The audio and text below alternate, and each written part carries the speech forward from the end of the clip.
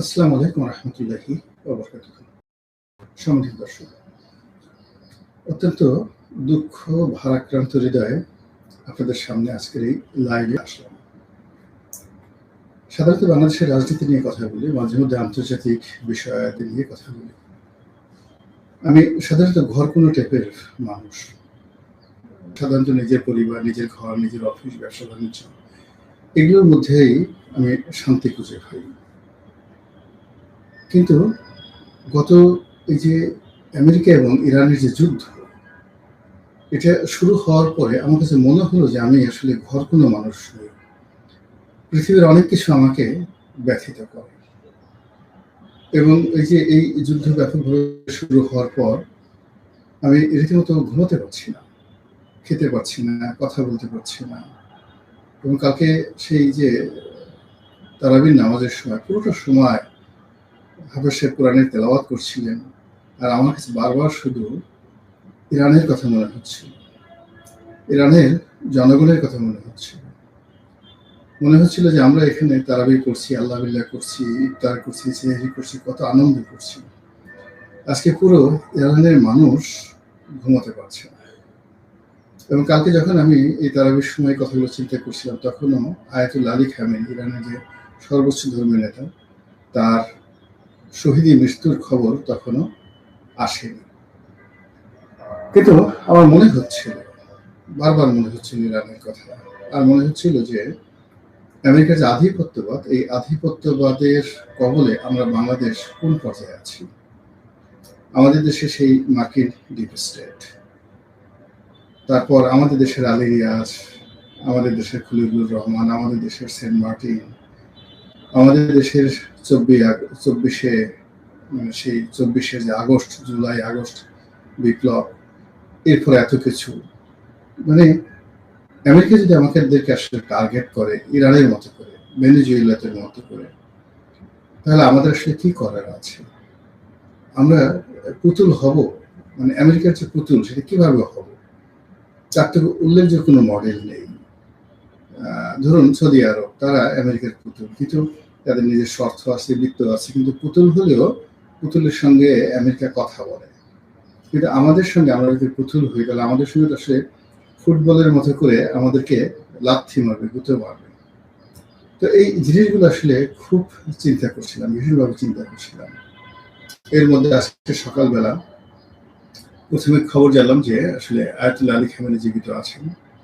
এরপর জানতে পারলাম যে আয়াতুল্লাহ আলী খামেনি নিহত হয়েছেন এবং ইরানের যে রাষ্ট্রীয় বার্তা সংস্থা, তার পক্ষ থেকে নিশ্চিত করা হয়েছে তিনি শুধু নিজে শহীদ হননি, তার জামাতা এবং নাতি তারাও শহীদ হয়েছেন। ইন্না লিল্লাহি ওয়া ইন্না ইলাইহি রাজিউন। তো এই ইরান এবং আমেরিকার যে যুদ্ধ, এই যুদ্ধের পরিণতি কি, এই বিষয়গুলো নিয়ে মূলত আপনাদের সঙ্গে আমার যতটুকু জ্ঞান আছে, গরিমা আছে, সেই বিষয়গুলো নিয়ে আলোচনা করব। আমি সবসময় ইরানিয়ান কালচারের প্রতি অতি মাত্রায় আত্মবিশ্বাসী। ইতিহাসের একজন ছাত্র হিসেবে আমি জানি যে সেই আলেকজান্ডারেরও কয়েকশো বছর পূর্বে, অন্ততপক্ষে 250 বছর পূর্বে, সেখানে প্রথম একটা সাম্রাজ্য প্রতিষ্ঠিত হয়েছিল। সেই সাম্রাজ্যের অধিকর্তা ছিলেন সাইরাস দ্য গ্রেট, যাকে তৃতীয় সাইরাস বলা হয়। সাইরাসের পরে তার মেয়ের জামাতা দারায়ুসের পরে জার্কশেস, এরা সবাই মহান শাসক ছিলেন। এবং জার্কশেসের জামানাতে কিন্তু ইরান ইউরোপ আক্রমণ করেছিল এবং পুরো ইউরোপ দখল করে ফেলেছিল। এবং ওই সময়টাতে যে ম্যারাথনের যে আমরা দৌড় বলি, ওই সময়টাতে ম্যারাথনের যুদ্ধটা হয়েছিল। এরপর থেকে ইরান এই পৃথিবীর রাজত্ব বা রাজনীতি নেতৃত্ব দিয়েছে। কন্টেম্পোরারি পৃথিবীতে অনেক বড় বড় বাদশা আসছে, অটোমান ডাইনেস্টি আসছে, ইউরোপ আসছে, আমেরিকা আসছে, কিন্তু ইরান তার আপন যোগ্যতা বলে নিজেদের রাজনীতি, নিজেদের যে আভিজাত্য, এই জিনিসগুলো তারা বজায় রেখেছে। এখানে একটা বিষয় হলো যে ইরানের সাথে অন্য জাতিগোষ্ঠীর যে পার্থক্য, সেই পার্থক্যটা আমি একটা ইতিহাসের ডকুমেন্টারি দেখতেছিলাম কিছুদিন আগে। সেটা ছিল দ্য ডিসাইসিভ ব্যাটেল অফ গাওগি মেলা। অর্থাৎ ইরানের সঙ্গে ইরানের যে তৃতীয় দারায়ুস ছিলেন তার সঙ্গে আলেকজান্ডারের একটা যুদ্ধ হয়েছিল। আলেকজান্ডারের সৈন্য সংখ্যা ছিল মাত্র 40,000, আর তৃতীয় দারায়ুসের সৈন্য সংখ্যা ছিল অলমোস্ট 3 লাখ। কিন্তু যুদ্ধে আলেকজান্ডার বিজয়ী হয়েছিলেন, কিন্তু বিজয়ী হওয়ার পরেও আলেকজান্ডার কিন্তু ইরানে টিকতে পারেননি। তিনি ইরানিদের প্রতি রাগে ক্ষোভে ইরানের যে রাজধানী, তৎকালীন রাজধানী পার্সিপোলিস, পৃথিবীর একমাত্র তখন কসমোপলিটন শহর, সেই পার্সিপোলিস জ্বালিয়ে পুড়িয়ে ছারখার তিনি করে দিয়েছিলেন। তারপর সেখান থেকে তিনি জেরুজালেম চলে গিয়েছিলেন, সেখান থেকে ব্যাবিলন চলে গিয়েছিলেন, সেখান থেকে মিশরে চলে গিয়েছিলেন। তো এই যে আলেকজান্ডারের যে ইতিহাস, সেই ইতিহাস পড়তে গিয়ে দেখলাম যে পৃথিবীর অনেক দেশ আলেকজান্ডারের ইতিহাস নিয়ে গর্ব করে। তারা যেখানে যেখানে গিয়েছে, যে যে রাষ্ট্র বা রাজ্য আলেকজান্ডার জয় করেছে, সেখানে আলেকজান্ডারকে কেন্দ্র করে একটা আধিক্ষেত্র আছে। যেমন মিশরে তিনি অবতরণ করেছেন যে শহরে বা যে পোতাশ্রয়, সেটির নাম এখন ভূমধ্য সাগরের তীরে আলেকজান্দ্রিয়া। এখনো পর্যন্ত আলেকজান্দ্রিয়া ইতিহাসে বিখ্যাত। তারপর তিনি আফগানিস্তান দখল করেছিলেন। আফগানিস্তানের তৎকালীন নাম ছিল ব্যাকটেরিয়া। আফগানিস্তানের যে রাজকুমারী রোকসানা, তিনি সেই রোকসানাকে বিয়ে করেছিলেন। এটা কিন্তু আফগানিস্তানের ইতিহাসের একটা হেরিটেজ, এখনো আফগানিস্তান সেটা স্মরণ করে। কিন্তু ইরান একটা জাতি যে আলেকজান্ডারকে তাদের পুরো ইতিহাস থেকে মুছে দিয়েছে। শুধু তাই নয়, আলেকজান্ডার যেই যেই পথ দিয়ে গিয়েছেন, সেই পথে এখনো পর্যন্ত মানুষ ঘৃণা প্রকাশ করে যে এই জায়গাতে আলেকজান্ডার গিয়েছে। এবং আলেকজান্ডারের এই পুরো সময়টিতে একজন ইরানিয়ান বেইমানি করেনি তার মাতৃভূমির সঙ্গে। ইরান কেবলই মাত্র যে হযরত আবু উবাইদা ইবনে জাররাহ, তিনি যে ইরান দখল করেছিলেন, শুধুমাত্র মুসলমানদের সঙ্গে, মুসলমান ধর্মের সঙ্গে ইরানের যে জাতিগোষ্ঠীর এটা একটা অ্যাডাপশন হয়েছে।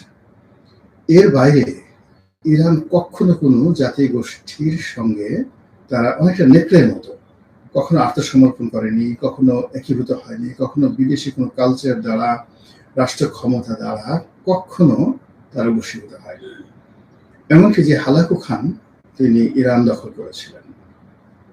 তো সেই হালাকু খান একটা সময় ইরানে থেকে গেলেন, তিনিও মুসলমান হয়ে গিয়েছিলেন এবং তার বংশবৎ পরবর্তীতে যে চাইনিজ ডিসেন্ট তারা ছিলেন, সেই মঙ্গল যে তাদের যে রক্তের যে লাইন ছিল, ব্লাড লাইন ছিল, সেটা বাদ দিয়ে তারা সেই পারস্যের ইতিহাসের সঙ্গে সম্পৃক্ত হয়ে নিজেদের যে বংশের নাম তারা লিখেছিলেন ইলখানি বংশ। এবং সেই ইলখানি বংশ ইরান, তুরস্ক, মধ্য এশিয়ার অন্যান্য রাষ্ট্র, রাশিয়ার একটা বিরাট অংশ তারা দীর্ঘদিন যুগপৎভাবে আলাদা আলাদাভাবে শাসন করেছে। সেই হলো ইরানি কালচার। তো সেই কালচারে নব্য সাম্রাজ্যবাদী রাষ্ট্র মার্কিন যুক্তরাষ্ট্র হামলা করেছে। আর অভিশপ্ত ইহুদি রাষ্ট্র, যারা আসলে 70-80 সর্বোচ্চ 100 বছর তারা পৃথিবীকে রাজত্ব করতে পেরেছে। 100 বছর পরে প্রকৃতির অমোঘ নিয়মে তাদের ধ্বংস হয়েছে। তো সেই নিয়ম অনুযায়ী, যদি ইবনে খালদুনের সেই নিয়ম অনুযায়ী ধরেন, তার 1945 সনের পরে ইসরায়েল রাষ্ট্রের যে প্রতিষ্ঠা, তারা বড় জোর সেই 2045 সন পর্যন্ত তাদের রাষ্ট্রীয় অস্তিত্ব থাকবে। এরপর একটা সময় আসলে ইসরায়েল রাষ্ট্র থাকবে না, সেটা দাজ্জালের মাধ্যমে হোক কিংবা ইমাম মাহাদির মাধ্যমে হোক। এটা অব্যবহিত একটা পরিণতি ডেকে নিয়ে হবে। তো এই যুদ্ধের যে পরিণতি, সেই পরিণতি আসলে আমার বুকটা ফেটে যাচ্ছে, আমি গুছিয়ে কথা বলতে পারছি না। যারা এই লাইভে আছেন আমার সঙ্গে, আমি তো দেখি কারা কারা আছেন, কি কি মন্তব্য করছেন। আপনারা 533 জন আমার সঙ্গে আছেন এই মুহূর্তে। ফালতু বা আবেগী বক বক একজন বলছেন, হ্যাঁ ভাই আপনি গালাগালি করেন, যা কিছু বলেন, আবেগ দেখাবই যতক্ষণ, অ্যাজ লং অ্যাজ আমি মুসলিম, আমাকে আবেগ দেখাতে হবে। আপনার কি মনে হয় স্যার পরাজয় মেনে নিবে? আজ আমি অনেক শোকাহত। তারপর শেষে ইরান কি প্রতিশোধ নেবে নাকি পরাজয়? সরি, ভুল করে আপনার কন্টেন্ট চালু হয়ে গেছে। সরি, ভুল করে আপনার কন্টেন্ট চালু হয়ে গেছে। আসসালামু আলাইকুম। আপনি কি লাইভ করছেন? ইয়েস, আমি লাইভ করছি, আগের রেকর্ড নয়। প্রথম কমেন্ট কান্না প্রসেসর হাই রবি একজন বলছেন। ধন্যবাদ। এখানে যেটা মনে হচ্ছে যে এই যুদ্ধ হয়তো ইরান যাকে বলা হয় পরিবেশের কারণে টিকতে পারবে না। I don't know.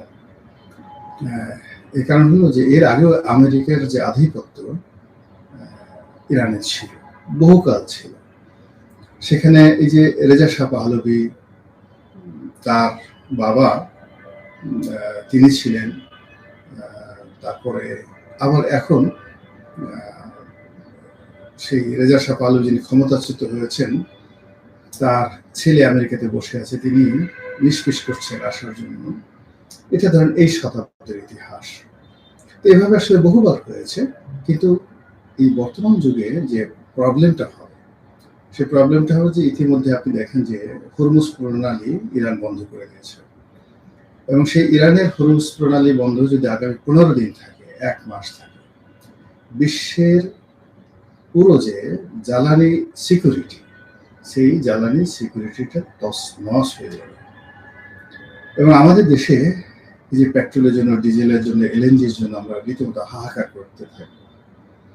এখন আমাদের দেশে যে সকল জ্বালানি আসে, চোরাপথে তার একটা বিরাট অংশ ইরান হয়ে আসে, আর এর বেশিরভাগ একটা অংশ মধ্যপ্রাচ্যের যে সকল দেশ থেকে আমরা জ্বালানি সংগ্রহ করি, অথবা আমরা যে সকল দ্বিতীয় বা তৃতীয় যে মাধ্যম থেকে জ্বালানি সংগ্রহ করি, তারা সবাই হরমুজ প্রণালী ব্যবহার করে এই জ্বালানির যে বাজার, বিশ্ব বাজার তারা নিয়ন্ত্রণ করে। এখন এই হরমুজ প্রণালী যদি 15 দিনের জন্য বন্ধ হয়, জ্বালানির দাম কোন পর্যায়ে পৌঁছে যাবে এটা আমরা এখন পর্যন্ত বলতে পারছি না, নাম্বার 1।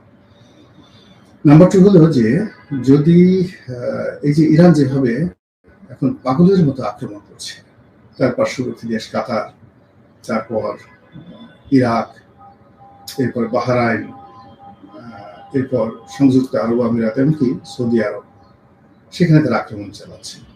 এবং এগুলো তাদের যে স্বল্প মাত্রার মিসাইল যেগুলো অব্যবহৃত করে রয়েছে, এই মিসাইলের আঘাতে কাতারকে তছনছ করে দেওয়া সম্ভব, দূরপাল্লার মিসাইল লাগবে না। এবং ইরান যখন তাদের যারা রেভলিউশনারি গার্ড, যারা ইরাক যে ভুল করেছে, সেই ভুল যদি তারা না করে, তারা যদি শেষ মরণ কামড় দেওয়ার চেষ্টা করে, তাদের যে মিসাইলগুলো রয়েছে, সেই মিসাইলগুলো যদি তারা একের পর এক তারা আক্রমণ করতে থাকে, পার্শ্ববর্তী দেশ সময় পুরো মধ্যপ্রাচ্যের মানচিত্র চেঞ্জ হয়ে গেল। এক।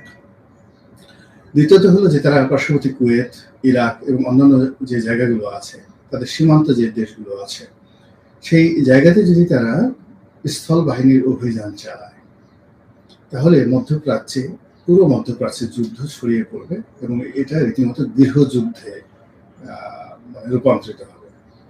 এরপর ইরানের যে প্রক্সি সংগঠনগুলো রয়েছে, হিজবুল্লাহ রয়েছে, হুতি রয়েছে, তো এই সংগঠনগুলো যদি এই মুহূর্তে অ্যাক্টিভ হয়ে যায় এবং তারা আবার সেই গেরিলা যুদ্ধ শুরু করে, তাহলে এই পুরো মধ্যপ্রাচ্যের একটি রাজপ্রাসাদ অক্ষত থাকবে না।